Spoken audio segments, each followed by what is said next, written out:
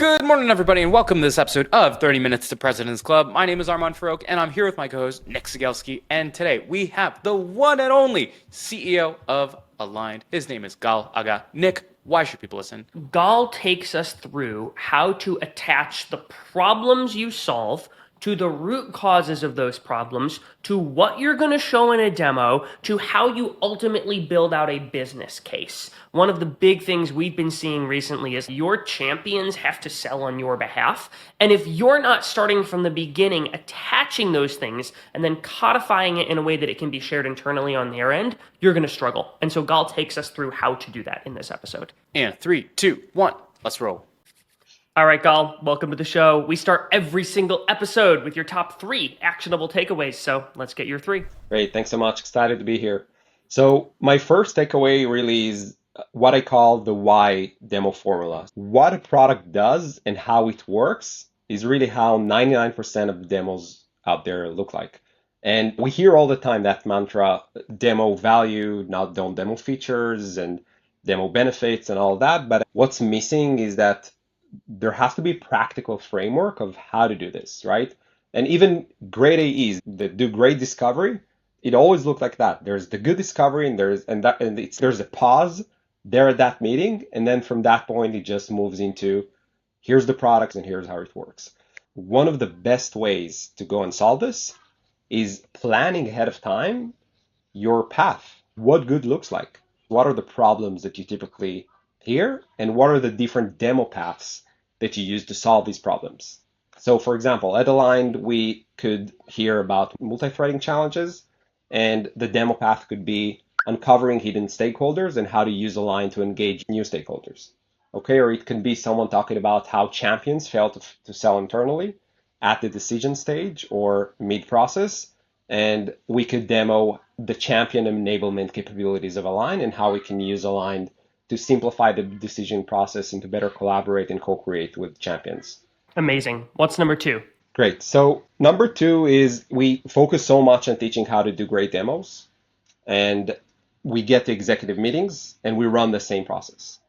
Okay, so a lot of great AEs know that discovery is not a step and it's something you can do throughout the entire process. But then they get to the executive meetings and they run the same type of conversation, try to have a lot of discovery, a lot of questions, a lot of small talk.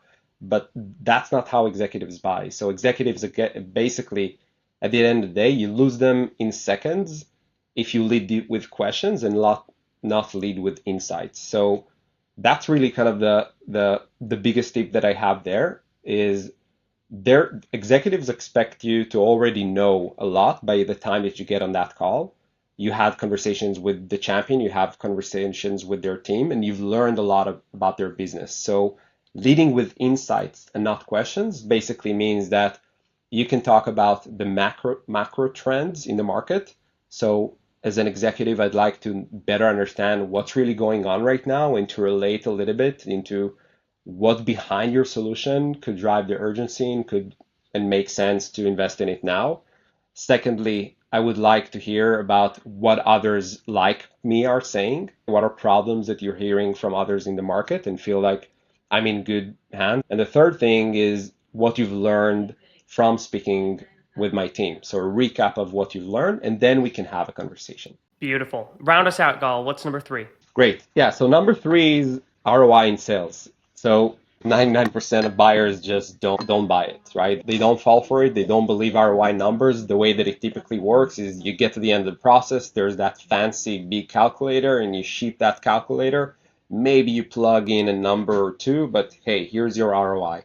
I think the number one reason that fails is that we're pitching in sales a return before we truly understanding or showing our prospect that we understand their business. You want to know as a seller, what is my current state? What am I trying to accomplish? What's preventing me from getting there? And how do you quantify the problem, right? What's the cost of me doing nothing? And help me believe also that you can solve my root cause.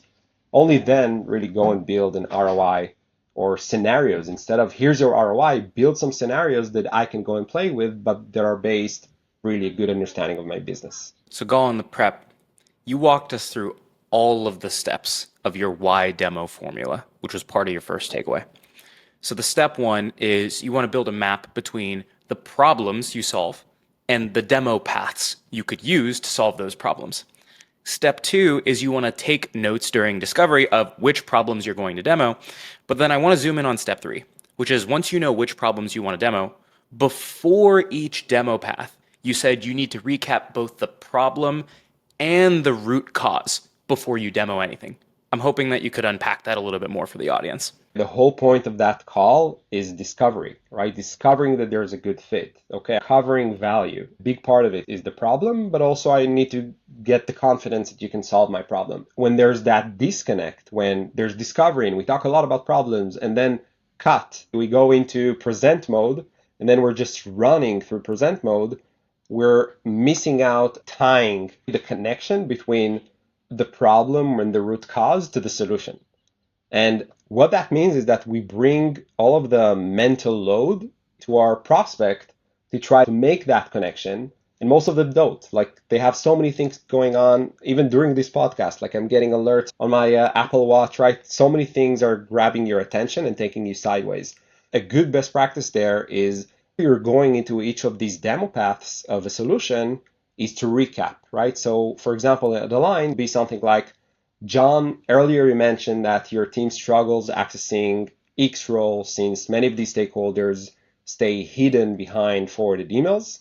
And you spoke about how that leads champions to fail internally when they're trying to drive consensus. And of course, that leads to lost revenue, right? So when I'm doing something like that, I immediately bring the challenge that we talked about. I'm showing that I've listened throughout the conversation, and I now can go and show the solution. When I was in high school and I learned how to write an essay, what I got taught was before each argument or paragraph in the essay, what you're supposed to do is say, hey, here's what I've told you.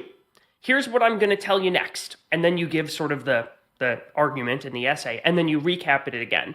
And all you're doing is when you're showing a demo of Aligned, Gal, my guess is you're showing 6 or 7 or 8 or 9 different things. It might be easy for you to follow because you've given these demos a ton, but for your buyer, it can all sort of blend together and there's distractions. And what you're doing when you recap the problems and the root causes is you're almost chaptering your demo and you're putting some structure around things.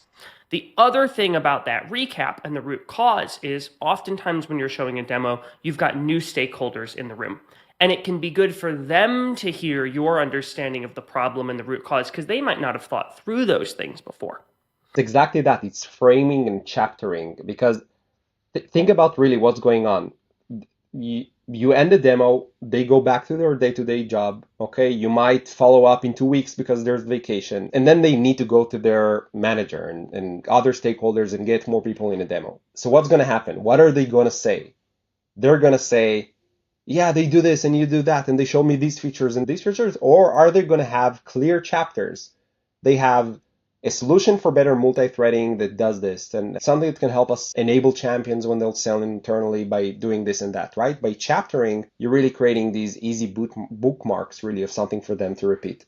So that really makes so much difference because it's less about the how things work, how the analytics work. It's more about how the solution to your problem would work. The root cause is the linking point or the linkage between the problem and the demo story or the demo path. I remember at Pave when I was teaching my reps to do discovery, it was so hard to get them to get an HR person to say, yes, we have massive employee retention issues. And that's the problem. We have a ton of employee retention issues. And they would get so excited when they got that, where they'd say, now buy Pave. And it was like, no, you skipped one step right there. You need to be able to say you have employee retention issues. And the reason for that is because employees can't see the value of their cash, equity, and their benefits all in one place. So they think they're being undercompensated. And so let's pretend I'm Nick. I open up my Pave portal, and now what I see is that I've gotten 3 demotions, 2 comp decreases if I'm Nick. But if I'm Gal, I'm a better employee. I see I've gotten promoted 2 times. I see I've gotten my comp increases. And I can see that not only have I gotten salary increases, I've also gotten equity increases.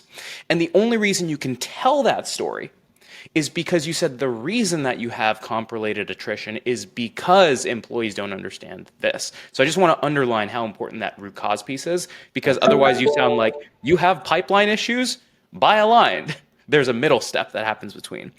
What happens at the end before you wrap and move to the next part of the demo? It has a lot to do with time, right? So sometimes you might have done 30 minutes discovery and then there's just like 10 minutes maybe to show a few things. But if you have a longer conversation, let's say discovery is in a separate conversation and you're just doing a little bit of a deep dive and then you're showing more of a demo, then I would try between each demo path to validate. So you want to validate before moving to the next problem and demo path, because again, you saying, here's how I'm going to solve, here's the problem, right? We talked about this earlier, John, right? And here's the way that this could potentially solve the problem. That only brings you to a certain point. So I would go and do a quick, easy question. How do you see your team using this? Or how well do you think that this could solve what we talked about earlier? Right? That makes them think, that starts a discussion, that brings up objections. Objections is a good thing, and then we can move on to potentially the next thing. And even if I get 2 or 3 demo paths done, that's in most situations, that's enough. We have a deep, meaningful conversation around 2 or 3 areas of value versus trying to cover a lot of things in the demo. And then someone asks them, what is aligned? They'll just say a lot of different features. We oftentimes call it a future question, which is a lot of times people will do a demo and they'll ask a present question. And they just ask, how do you do this today?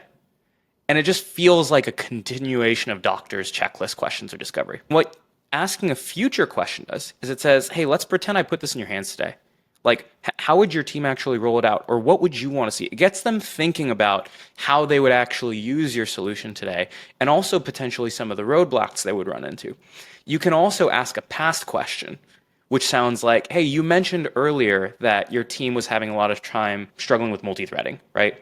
I'm curious, let's just pretend they were using this today. How does this compare to their current process that they're working with? And so you can recap a problem that you discussed earlier, recap the root cause again, and now that you've showed the demo path, you can say, how does this compare to that in the past? So you have future questions which help you make it real. You have past questions that will contrast your solution with their solution today. Gal, I want to ask you about what happens deeper in the sales process. You're the executive buyer and you buy a lot at Aligned. One of the principles that you were telling us about is solving for starvation versus indigestion with information. And I'm curious if you can talk about how can sellers better navigate that decision stage of a deal? The problem today is that buyers don't lack information. Like, there's information overload. Your role as a salesperson is not to try to solve how much information you can give your buyer in order to make a decision. Rather, it's to be a sense maker, how to optimize for better consumption of that information and digestion of that information. So a few examples can be sharing just fewer links, fewer attachments, fewer back and forth, and really organizing all of that workflow. Another one would be, and it's timely, like we're right now just building a huge requirement, building the documentation. So instead of sending, we didn't build a product ebook. We thought it would be much better if we build a requirement builder that has all of the different things that you will need to look at when you're buying digital sales rooms. Or how do you use like a 2 to 3 minute recap video of a use case versus sending a 60-minute gong call. So that's just one example. Another example could be all of the email link attachment graveyard. That email is where a lot of deals go to die. Salespeople should look at their job as project management of the buying journey. I like saying you're providing buying process as a service. That's your role, and that's how you should look at it.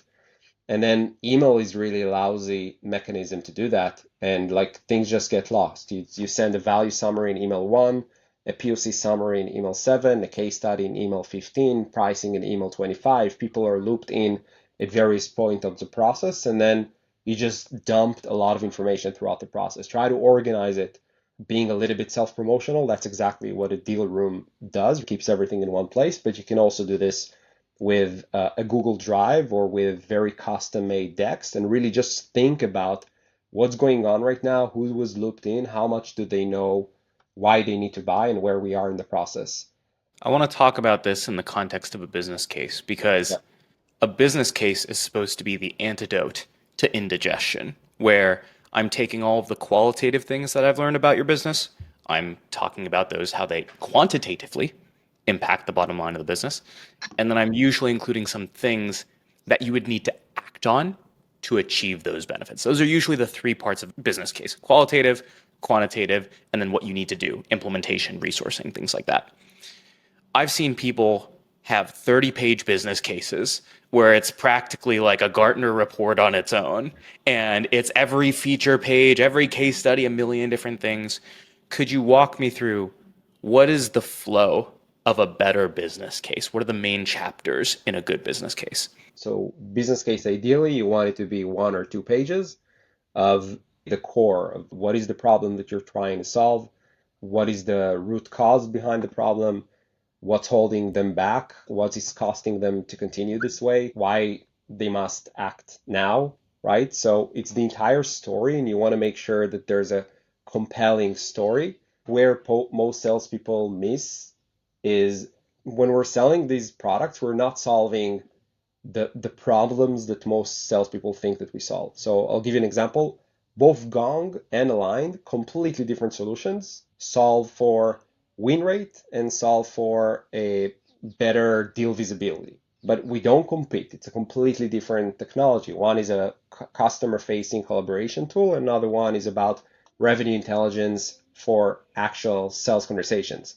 So they both kind of drive the same value, but what's different is exactly what we talked about earlier, is the root cause. The root cause of things that we would solve for is champions failing to sell internally, or sellers don't know who the stakeholders are involved in the deal, or sellers losing control over a complex POC because they're failing to project manage the deal and create alignment with their champion, for example. So you want to make sure that really your narrative of writing that business case gets into that level of root cause language. And the root cause is also not enough because the executive is going to ask, okay, why haven't we done anything so far? Why can't we solve this in other ways? And how important it is to solve? And why is this more important than other priorities? So just really put the questions that an executive might ask in your mind, and then this would be the framework. The solution part, it should be a smaller piece. It's more about really framing a very compelling problem to make sure that someone spends budget. What's interesting is you talked about, okay, how else have they tried to solve this problem? And even earlier, you were talking about, well, people could solve the multi-threading, the hidden stakeholders, the champion enablement problem with Aligned, but they could also solve it other ways. You were like, they could set up a Google Drive, they could have a shared PowerPoint deck. When you explain to your customer, hey, there's other ways to solve this problem beyond buying something from me, one, it makes you look more credible. But then two, you can include that in that business case when you really build out the problem. Hey, there's lots of different ways you can solve this. It doesn't sound very attractive to me as an executive to have my entire team set up Google Drives to share with all of my customers. It probably sounds more compelling to end up working with Aligned. So I want to go back to the ROI case that you talked about at the beginning of the show. So step one, you understand their business, et cetera, et cetera, et cetera. And then from there, the next thing you're doing is you're quantifying the cost of an action. Can you talk to me about how you do that, Steph? That at the end of the day, that's the return, right? That's the opposite of return. So for me to see a return, there has to be a problem that I believe is equivalent to that potential return, right? So the fact that Acme, for example, 10x their pipeline using my solution doesn't mean that any other customer will achieve that same result, because it might be that Acme didn't have SDRs or weren't doing anything in the first place, or their emails were really, really bad, and then the solution took them very, very bad situation to here, right? So the concept of quantifying the problem is called really cost of inaction. And let's take an example from Align. So if we want to go and build a very tailored ROI, then we would go and think about, let's say, okay, so telling us that their challenge is timeline, their challenge is cycle is getting longer, and it's getting longer because POCs get dragged. Okay, how much is the POC causing the timeline to get longer. Okay, oh, it's getting dragged from 2 to 5 weeks. Wow, that's significant. How many of these POCs get dragged from 2 to 5 weeks?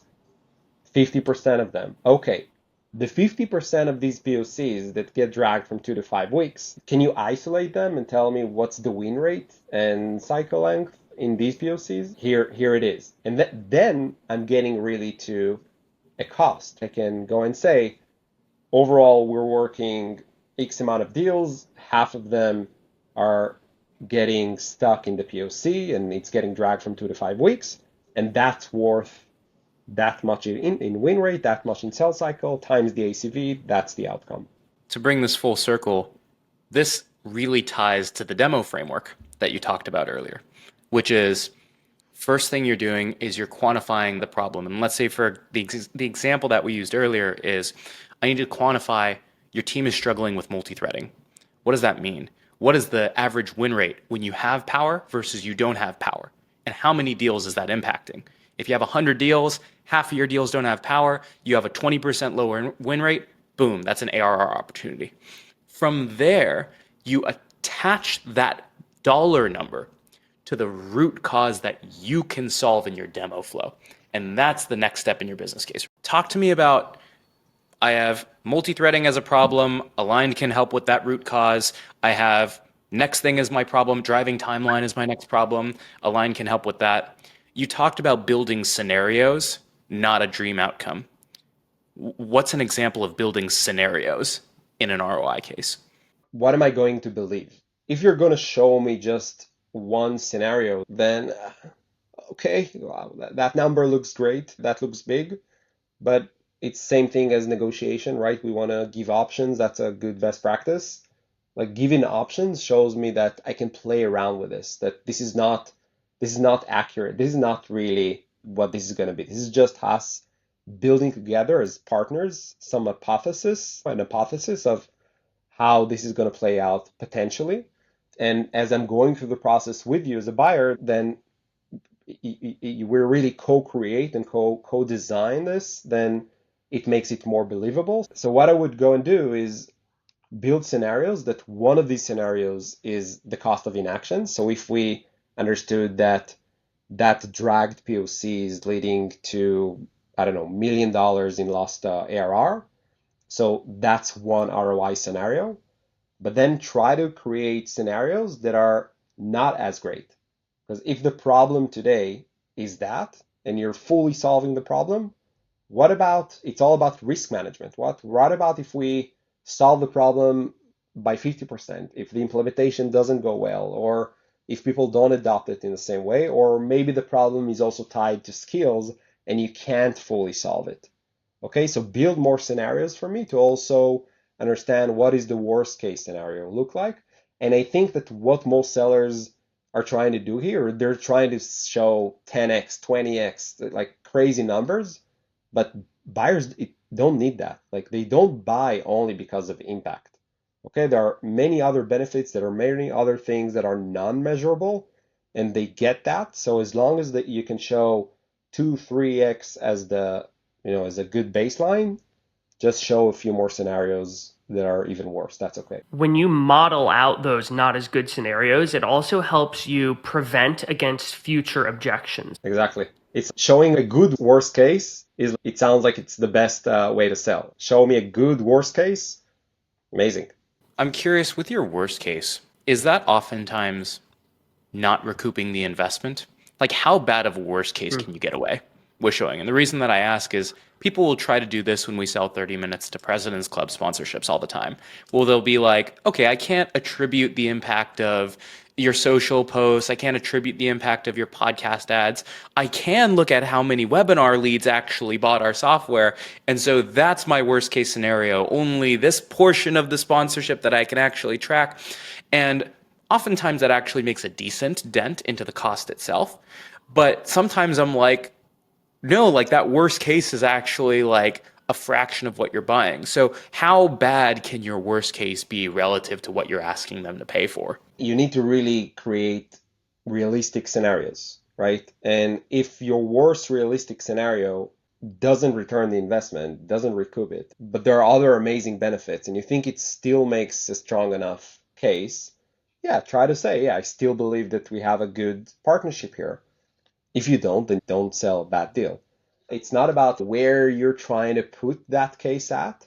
It's trying to just find what's reasonable, because then at the end of the day, you're going to face the customer tomorrow, and that's brand, and that's long-term relationship, and that's retention, and that's potential expansion, right? So SaaS is not about the sell, it's about long-term sales and long-term retention and growth. Oftentimes we think of ROI in three different levels. The first is the trackable stuff, the people who download your asset, the people who sign up for the webinar. And that's like the bare bones. It's literally only the people that you have track of. The base case, the middle case, is if you start to scale that up and you assume that there are people that you can't track on the podcast. There are impressions, and you can scale that up and you can start to say, okay, if like we can only track a quarter of our traffic, what does this remaining 75% of your sponsorship get you? And that's sort of your middle case.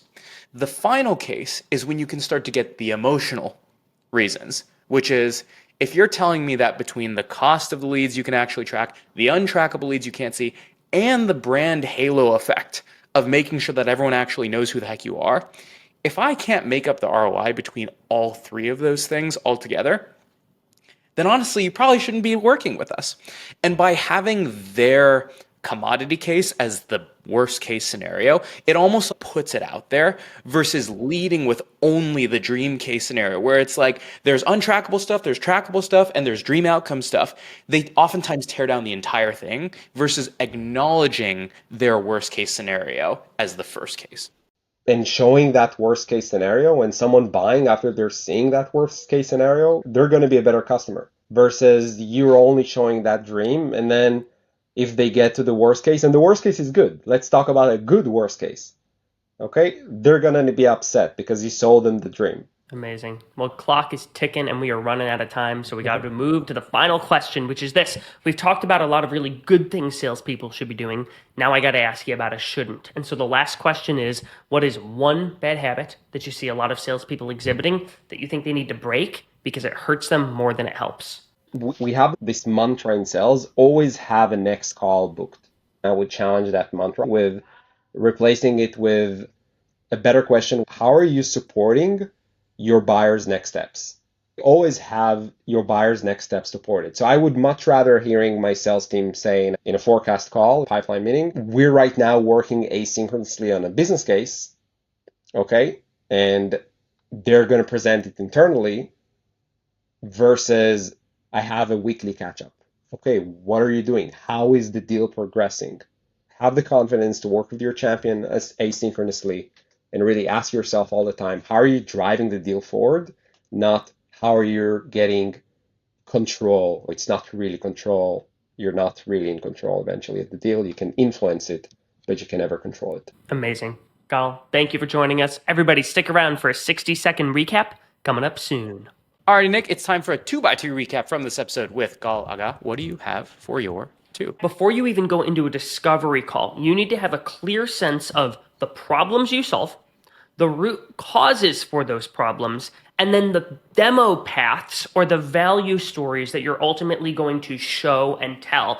You want to know what you're looking for when you go into a conversation with your buyer, rather than just hoping they're going to know exactly why they should buy and what you should show. My second one is when you are building out a business case, do not just model out one scenario. Instead, especially with ROI, model out a not so good, a pretty good, and a best case scenario. This not only makes you come across more impartial and more realistic, it also can help overcome objections to your business case.